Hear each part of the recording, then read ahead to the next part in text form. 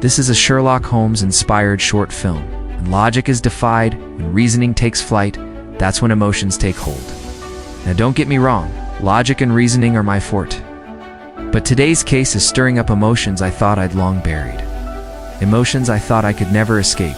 If they take over, well, that could ruin everything. But let's start from the beginning. It all started with a phone call.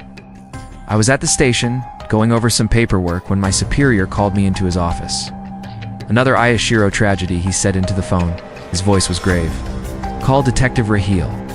This isn't ordinary." He hung up and turned to me. "It seems we have another case, Detective."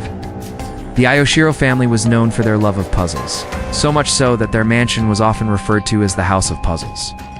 They had a tragic history of unsolved deaths, each more perplexing than the last, and now there was another. I sighed, knowing I couldn't avoid it any longer. As I made my way to the mansion, I watched the rain lash against the windows of my car. I pulled up to the gates of the imposing structure, its silhouette stark against the stormy sky. The iron gates creaked open, as if inviting me into a nightmare. And then I saw them, Mr. and Mrs. Ashiro, their faces etched with worry, standing under the dim light of a lantern. Detective Railhead, Mr. Ashiro greeted me, his voice tight with tension. "Thank you for coming. I'm sorry for your loss, Mr. Ashiro," I said, nodding my head in condolence. "Can you tell me what happened?" "It's Kazuo," Mrs. Ashiro whispered, her voice breaking. "Our daughter, she's gone." They led me through the labyrinthine halls of the mansion until we reached the library.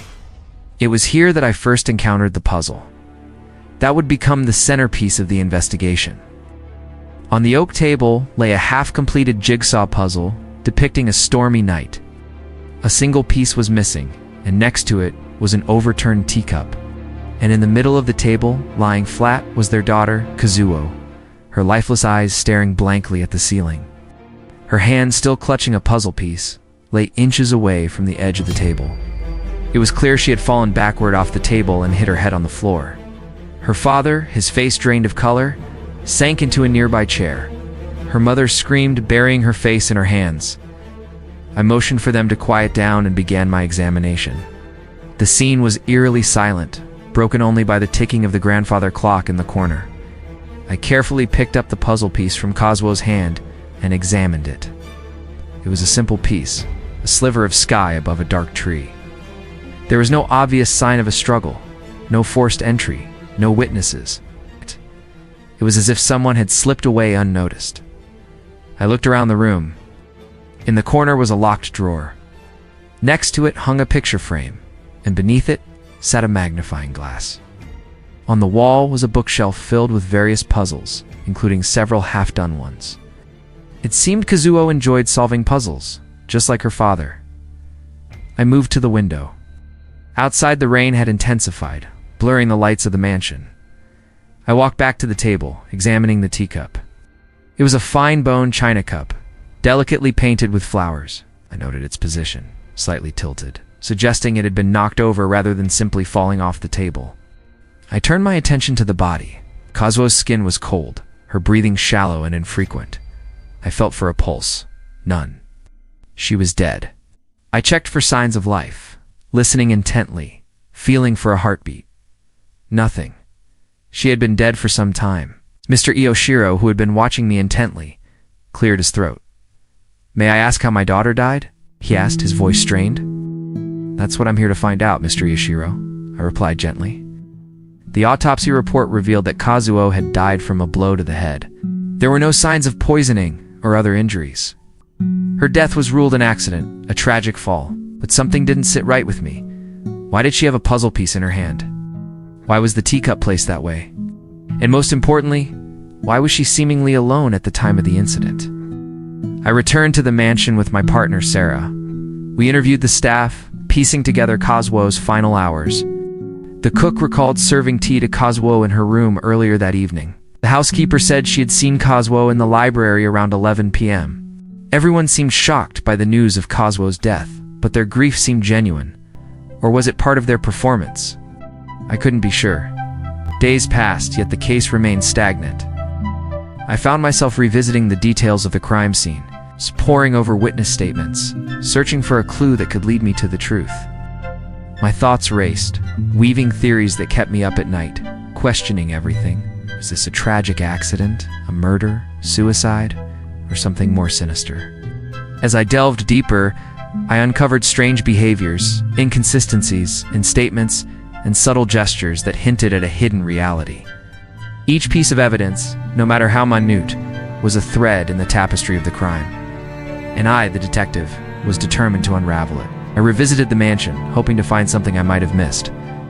As I entered Kazuo's room, I noticed something peculiar, a slight indentation in the carpet beneath the table. Could there have been another person in the room? I examined the walls, pushing aside a hanging tapestry.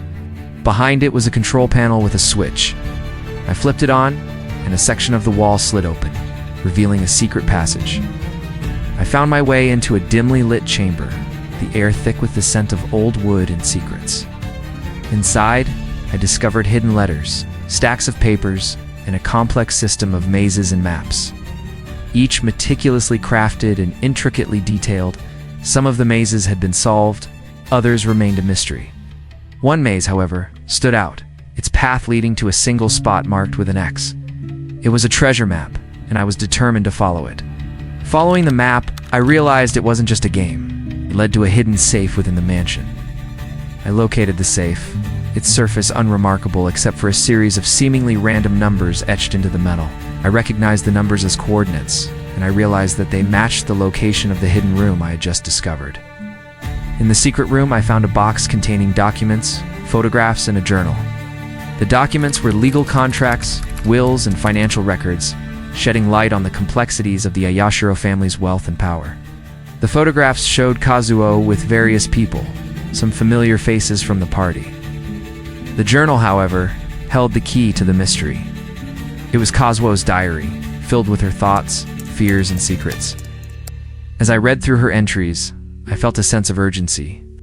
She had been writing about a dark secret within the family, something she feared and tried desperately to uncover. In one entry, she wrote about a hidden truth that threatened to destroy everything. She spoke of a hidden will, a secret that could shatter the family's legacy. With each page, I felt a chill run down my spine. Kazuo's words echoed in my ears, a haunting reminder of the darkness that lurked beneath the mansion's grand facade. She had been onto something big, something dangerous, and now her life had paid the price. The diary contained a list of names and cryptic symbols next to them. I realized these were the guests at the party. But why? And what did the symbols mean? Then I noticed a recurring symbol, a puzzle piece. Suddenly it hit me. The puzzle piece symbol was a clue left by Kazuo, a way of connecting the guests to the secret. I rushed back to the mansion, determined to confront the suspects. I gathered everyone in the drawing room, the very place where Kazuo had entertained her guests just days before. Their faces, a mix of shock and confusion, mirrored the complexity of the puzzle I was determined to solve. One by one, I questioned each guest, examining their reactions, searching for the slightest hint of deception. I showed them the list from the diary, pointing to the puzzle piece symbol next to each name. Their denials rang hollow, their alibis shaky. The truth, like a stubborn jigsaw piece, seemed just out of reach. Then came the breakthrough. As I questioned the lawyer, I noticed a tremor in his hand, a subtle twitch that betrayed his composure. His explanations were too perfect, his answers rehearsed. In that moment, I saw the truth staring back at me, as plain as the day. The lawyer, driven by greed and desperation, had manipulated the events to secure a hefty payout. He had poisoned Kazuo, hoping to inherit her fortune. But his actions had been impulsive, his movements clumsy. The puzzle piece in Kazuo's hand, the overturned teacup, it was all a tragic consequence of his haste. As I unmasked the lawyer, a wave of relief washed over me. Finally, I had solved the puzzle, but the victory was bittersweet. The mastermind behind it all remained free, watching from the shadows, orchestrating the downfall of an innocent. The true villain was the puppet master, and the game was far from over. And so, the game continued, a relentless pursuit of truth and justice. With every step, I ventured deeper into the labyrinth of deceit, driven by an insatiable need to expose the hidden gears of manipulation. But one thing was clear, the mastermind behind it all was still at large. The revelation sent shockwaves through the mansion's hallowed halls, shattering the illusion of safety and exposing the insidious presence lurking in their midst. Now you must stay tuned to discover how Detective Raheel confronts the mastermind, unraveling the intricate web of deceit and bringing justice to those affected by their cunning machinations. Will the truth prevail? Or will the mastermind's web of lies engulf everything? And if you enjoyed this gripping tale of mystery and intrigue, don't forget to hit that subscribe button. Join our growing community of avid viewers and stay up to date with all our thrilling short films. Together, we can continue to explore the depths of human emotions and the complexities of the criminal mind. So stay tuned, because the journey of unraveling the truth has just begun. This is not the end. If you enjoyed this story, give it a like and share your favorite part.